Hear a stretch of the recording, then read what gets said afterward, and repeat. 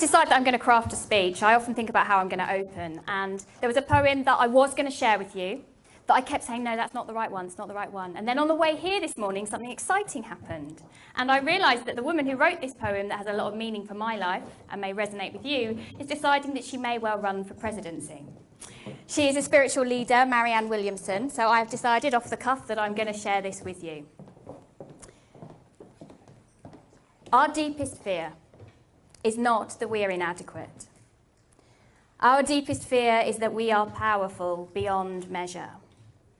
It is our light, not our darkness, that most frightens us.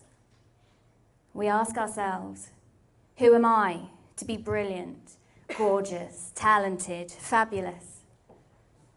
Actually, who are you not to be? You are a child of God. Your playing small does not serve the world. There's nothing enlightened about shrinking so that other people won't feel insecure around you.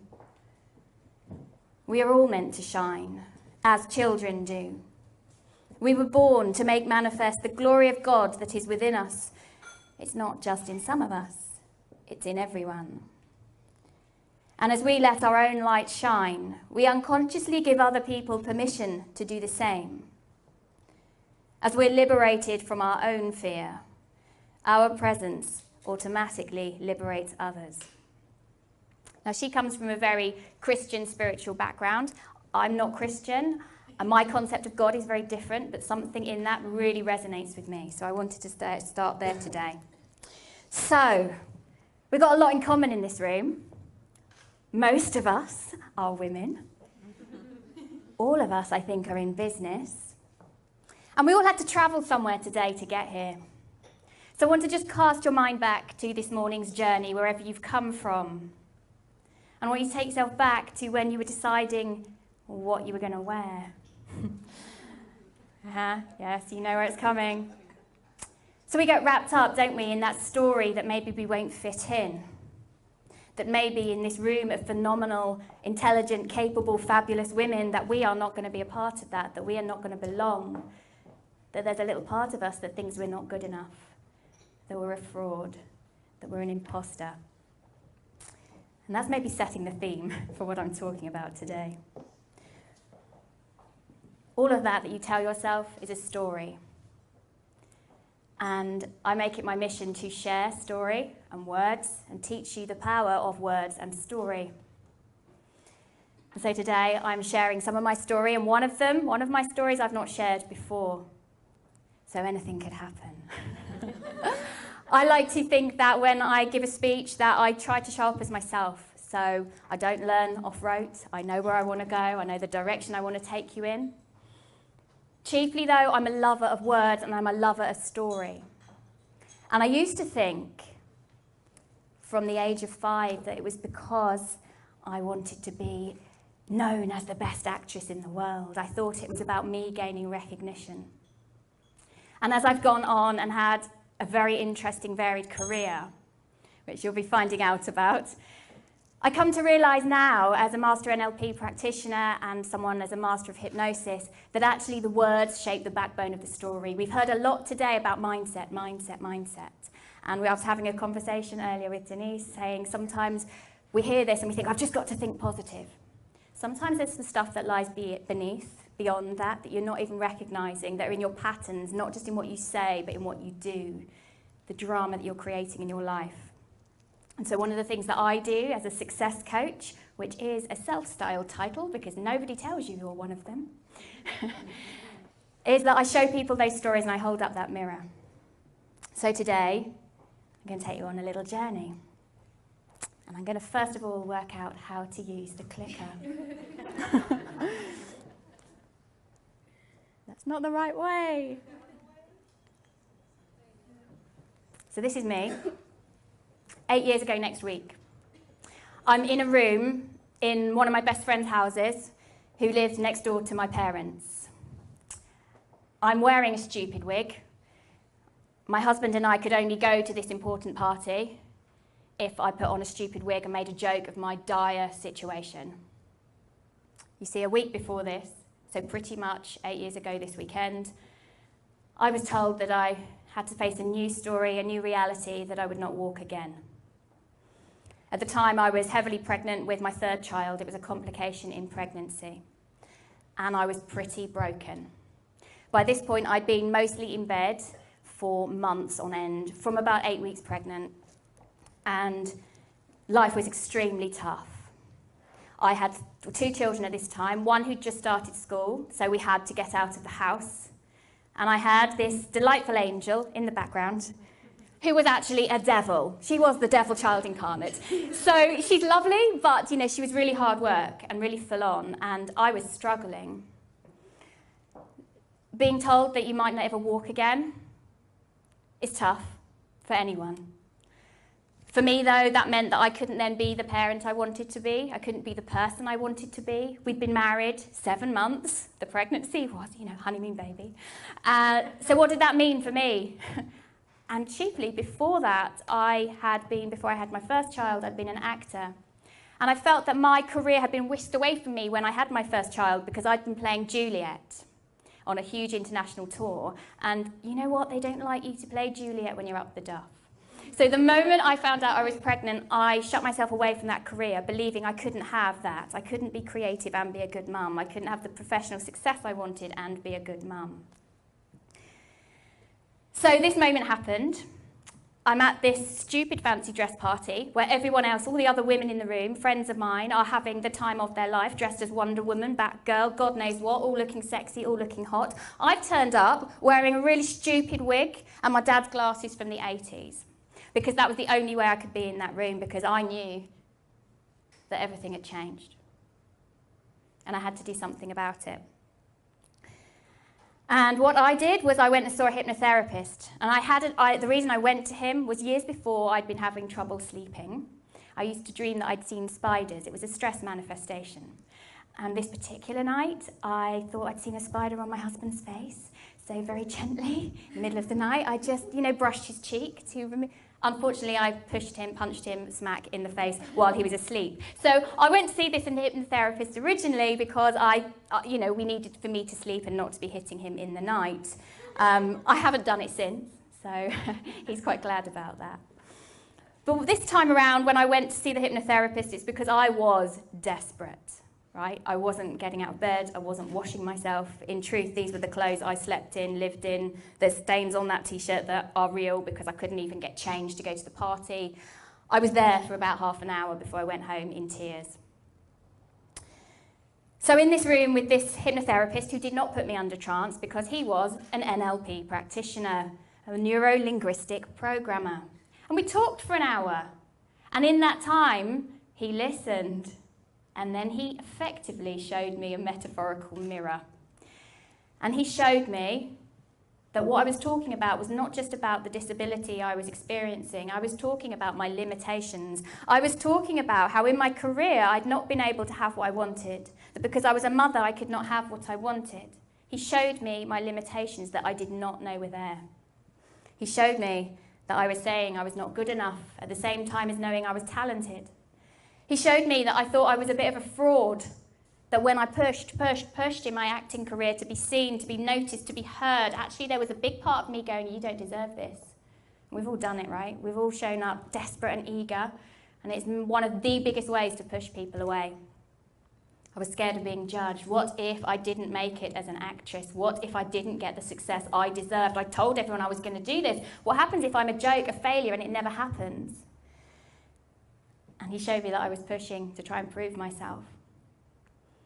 He showed me also that my language was keeping me stuck. I talked a lot, even before I got to this stage in the wheelchair, about pain, disability, the fact that I was limited, the fact that my life wasn't what I wanted, the fact that it was everybody else's fault. He showed me that. It's pretty painful. Pretty painful to hear that stuff. But what was amazing was that I knew that something had changed. And it also showed me that there was a part of my story, something happened to me when I was 16 years old, that I hadn't realised. I'd sort of just forgotten about it, but I hadn't forgotten it was massive. But I'd catalogued it away in the filing cabinet in my mind as something that proved that I'm not good enough. that I don't belong, that I'm scared of being judged and I don't deserve. So when I was 16, I was a confident young woman and I spoke my mind, not out of some cockiness, just because I thought that's the way it should be and there was no danger in the world. It was free and easy to speak. I was an intelligent, capable, middle-class child. There were no dramas in my life. One of my closest friends got a new boyfriend, and boyfriends come and go at age 16. However, this girl, friend of mine, she got involved with, one of the boys from the wrong end of town, the family of notorious drug pushers, heroin and cocaine addicts, and family constantly in and out of prison. Yes, I did not know this particular boy, but I did not want to associate with them, and I said to her, "You've got to be careful." I spoke up for what all of my friends were believing, and being confident, I thought it was fine that I spoke up and said that, and it should have been. However, she told him what I said. And in his own words, he's such a gentleman that he decided not to kick the shit out of me to shut me up himself. Instead, he would get his 20 female cousins to do it for me. So I was lured into town one Saturday afternoon where I believed I was going to be meeting my friend to go and buy some makeup and perhaps pop into Tammy Girl. And while I made preparations to go into town, that group of girls were sharpening their sovereign rings with metal files so that they could make maximum impact to my face when they attacked me. I'm forever grateful for the NHS that my face looks the way it does now. Somehow I managed to get away and I ran to a local petrol station. And when I got there, I ran in, blood pouring from my face. The attendant locked the door, called the police. And I locked myself in the toilet that they had there. And as I looked in that mirror, blood dripping from my face, parts of my lip missing, parts of my face missing, I knew, or I felt, that I wasn't good enough, that I was rejected, that I didn't belong, that it was right to be scared in this world and that I should not speak up and use my voice. And when I looked in that mirror, everything had changed. So when I think about this, I know now that we all have those moments. So mine was abrupt and mine was severe, but we all have them, don't we? We all have moments where we feel we shouldn't speak up, where something has hurt us, where we've been told we're not good enough and we believe it. But there's a part of us that rages against that. But there's a part of us that is scared and decides to become invisible, that decides to hide. And I'm going to tell you now, you don't need to do that anymore. Because sometimes you can use those painful stories to be the fuel that propels you to improve every area of your life once you work with someone to show you what you're thinking, to show you how those patterns run through your entire life. And that's what happened for me. So in that room with that NLP practitioner, with the hypnotherapist that day, I realised I had to change my language. I realised that this story about having to hide had kept me limited. It kept me constantly wanting to move forward, to push, to prove, at the same time wanting to be invisible because what if I was a danger? It's very dramatic, but that's what was going on in my brain. I decided from that moment forward that I was going to focus on healing. I was going to focus on opportunity. I was going to focus on being authentically me, for showing up, speaking up, and being me. And then some amazing things happened. So, this is 2 years ago, tomorrow. I'm in Hollywood, on the red carpet, and this is not the first time I've been there. This is my 7th award nominee in LA as one of the leading world's voice actors. We do a lot of video games and audiobooks, motion capture, Hollywood movies. A lot of us work, but certainly movies where our names are sort of behind the scenes. Now, the chief thing for me is that I'm walking. Do you want to know how long it took from that one session until I was on my feet, once I changed my language? 3 weeks. Now, I'm not saying I was fully recovered, and I'm not saying that it didn't hurt, but I stopped saying to my husband how bad my life was every time he came in the room. I stopped saying to my parents how terrible I felt. I asked them not to ask me anymore. And when you stop allowing all that crap into your life, into your thoughts, into your words, there's space for more. And the thing I replaced it was opportunity. Now that I've been shown all the ways that I've been holding myself back up until now, what happens if I look at the opportunity? What happens if I go at my life instead of with fear and a need to prove? What happens if I go at it with the sense that I'm going to play and I'm going to explore and I'm me and I'm here? Well, what I quickly came to realise is that if I still stayed in my wheelchair, I could still be a performer. I could still be one of the best in the world at something I'd never even considered before. And within a year, I was working for Coca-Cola, Superdrug, Mothercare, you name that brand, I've worked for them. And it wasn't enough, because I knew there was more to me. I knew that I wanted to perform, I wanted to connect with words and stories and language. And along this way, I also decided I was going to train in NLP, so that I could teach this stuff to other people. And what happened was that I ended up in Hollywood. And you'll remember that for me, it was about belonging. And when I started on this career and this career path about opportunity, watching my language carefully, monitoring what I say, and going after success, I decided I was going to be the best because I deserved it, because I was talented and I didn't have to tell myself I didn't deserve. So I set myself up. As soon as I decided I was going to go into voice acting, I would be with the best. I would work with the top in the industry. They were all in America and they're all men. How the hell was I going to do that from my cupboard at home in the studio that fitted my wheelchair? I didn't have a clue, but I decided I would find out and explore and play. About 20 minutes before this photo was taken, we were in the award ceremony room. It's very posh, very glamorous, 600 celebrities, all sorts of people whose voices make up the backdrop of your life without you realising they're there. The best in the world. And you'll remember for me, it wasn't about winning, it was about belonging. Being seen and being heard and being visible and being authentic. As a finalist, there were 3 of us in my category. My voice was heard over the tannoys. My picture was up there. And the chief thing was that these people at the top of the industry clapped loudly, whooped and hollered when when my name was called out. And this was 20 minutes later on the red carpet afterwards. And you'll see that I'm glowing. I do have the lights on my face. But I was right now, in this moment, having a breakthrough moment where what I had done in 6 years had been a miracle, except that it hadn't. I created this through the choice of words, language, thought, deed. And if I can do it, so can anyone else. And I realised then that as a mother of 3, as a stay-at-home mum, as a professional, as a creative, as an actor, as a performer, as a woman, as a person, as a human being, I had a responsibility to show that this stuff works, because I am quite literally here, a living, walking, breathing version of what it means to really work on your mindset. It's not about being positive. That helps. It's about getting to the nitty-gritty and getting the shit out of the way. So I, by this point, was a master NLP practitioner, master hypnosis. I had a greater understanding of words. And I decided at this moment that I was going to use my voice not to tell other people's stories, but to tell mine. And I was going to find more and more ways to help people change the way they think. It's kind of amazing, right? So on that stage there, I knew something had changed.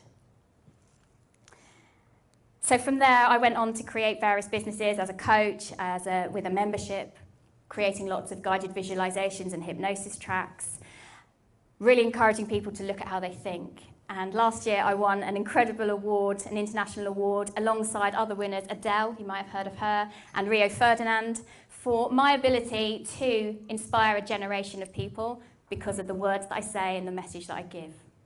It's kind of a big accolade.